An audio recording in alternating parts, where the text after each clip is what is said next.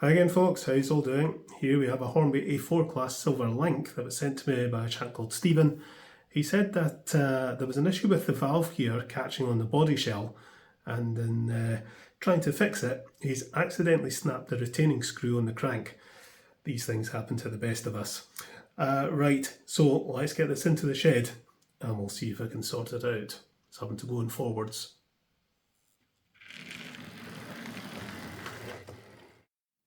Righto then, we'll get a quick look at this because it's nearly beer o'clock. Just been busy with other things today, but we'll get a start on this. Yeah, I think this is one of Hornby's lower budget models, I think. Really bad seam down there, makes it look a bit plasticky. Can't say I'm a fan of this livery, to be honest, but anyway, tender drive. We'll get a look in there and do all the usual business on that. Probably won't film that because you've seen me do that a zillion times. But yeah, the interesting thing is this crank, because the screw's been snapped off, so there'll still be the a bit of the screw left in there. Let's get the endoscope in. So whether I can get the screw out of there, I don't know. Might have to replace that part there. I think I've got a couple of those kicking around. So let's get the body off. We'll remove the front and rear bogies. I also have a suspicion that this has been over-oiled. There seems to be a lot of oil leaking about everywhere. That out. There's a spring. Now this is one of the ones where the body just clips on. It's got these silly clips there and there, and it's kind of hooked in there, so there's no screw. You've just got to bend the body apart to release the clips there. Don't like that. Don't like it at all. Like that. There we go. Also a bit of damage to the handrails there and there. That one's okay. I think that one will just plug back in, but that one's actually broken. Don't like that at all. Anyway, worry about that later. What have we got here? Undo that screw.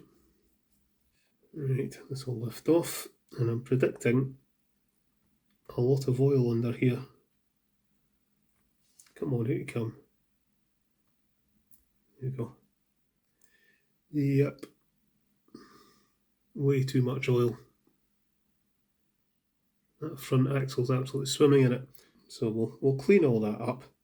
So what we'll do is undo this pin so we can get that middle wheel out. I haven't broken a pin on a Hornby model. I've done it on mainline models, but not a Hornby one. But it's easy done. Metal's very soft. Alright, okay. That now comes out, like so. So, oh, gee whiz, yeah, oily, oily.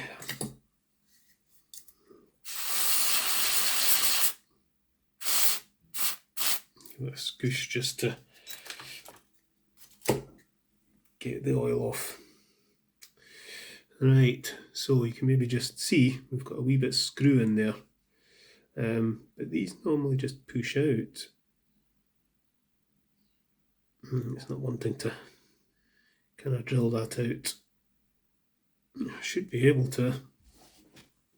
I'm just going to put some oil on the drill bit and see if we can get this out of here.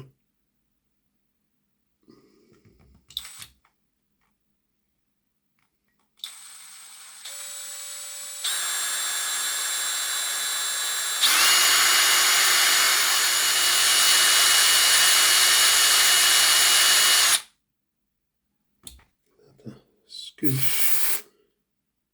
Right, so that's got the screw out. I need to check that the screw will fit back in. I'll have stripped the thread. That's fine. Right, I think I've got a replacement for those. There we go, I've got another one of those, so that's fine. We can rebuild this. Start a scoosh. Just take the monkey brush, that comes out, and that comes out.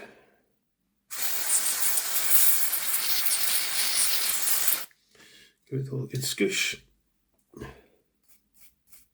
an awful lot of oil in the spokes. Right.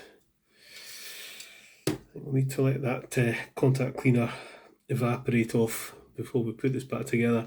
But we need to make sure we get the wheels the right way around, because there's a non-insulated side and an insulated side with plastic bushes. So if we're going to be that way around, that's the underside, that's the side that's picking up to the tender. So we want the non-insulated wheels to be on this side. So it wants to be that way around. So the insulated wheels are on this side.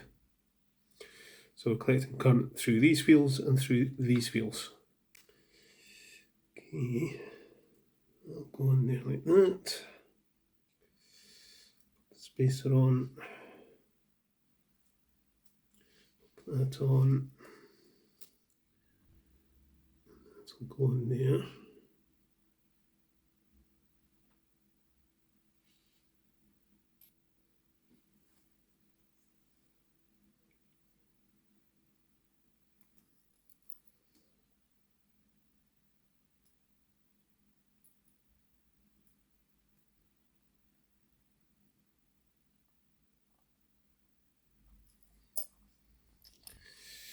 And do the same on this side.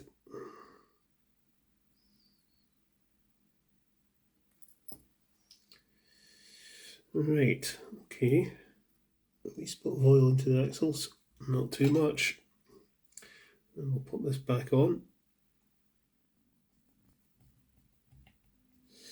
Right, okay. Is that free moving? Seems okay. Put it on the track. Just check this is all nice and free moving. That's tickety-boo. So the problem was that this was the valve gear, or I think the cranks were hitting the sides of the body. Yeah, it's always very, very close. And I think if the body's, if the model's getting picked up like that, it could well get a little bit bent. Let's clip this in and have a look.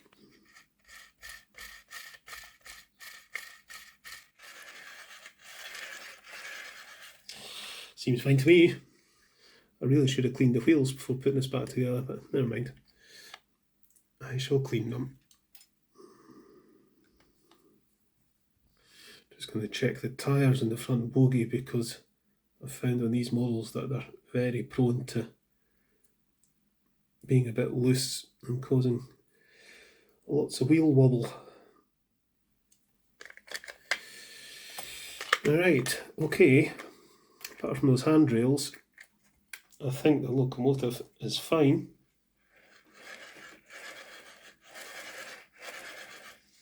We'll get a wee look at the tender. Does it want to pull back? Yeah, there we go. There we go. So it's a 3-pole.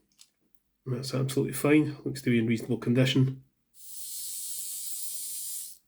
Yeah, seems absolutely fine to me. It's been lubricated, not over lubricated. It all looks absolutely fine. I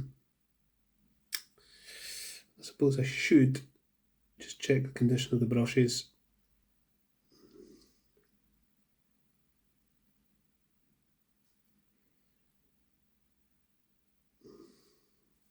Yeah, I don't think this thing's been used all that much. So I think I'm just going to leave this motor alone. I don't think it's got an awful lot of mileage on it. The lubrication's fine. The commutator's reasonably clean. Get the endoscope in, you'll see. you can see there, commutators pretty clean. So there's no point in doing anything with this. We'll leave it alone. Seems to be fine. So I think what we will do is clean up all the wheels on both the tender and the locomotive, and we'll see if we can fix these handrails. And I think that'll be that. A fairly easy job. Beer o'clock. Okay then, so I've popped the body off again, so I can fix these handrails at the front here. I've already removed the broken handrail holders. Just pulled them off on both sides, and I've actually found in my spares box an old pannier tank engine that has ones that are exactly the same. I'm hoping this will be a simple case of sliding these on. Come on.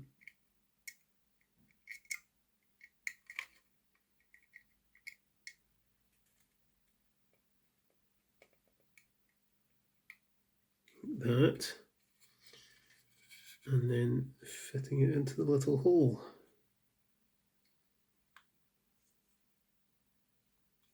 Like that. Oh, can't quite get hold of this thing, it's so small. Let's get the pliers.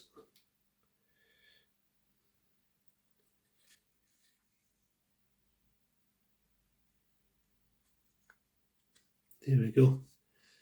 It's it on.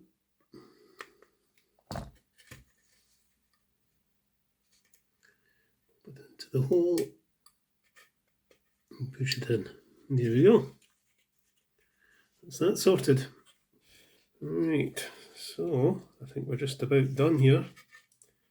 Let's pop this back in. I've oiled up all the linkages, by the way. Let's pop that in there. I'll clip this back into place again.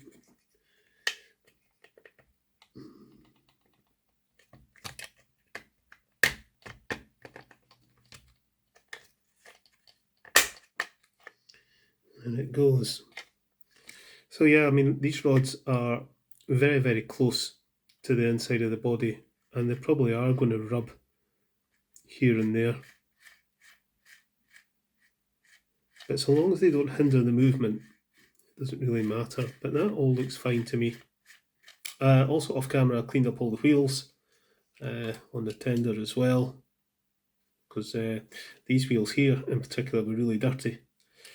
So I think if we pop this back on,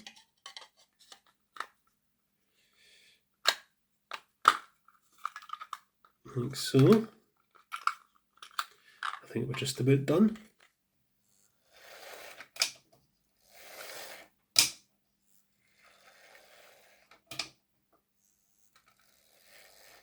Nice. Okay then, let's go and pull it out of the shed. Okay then, out she comes.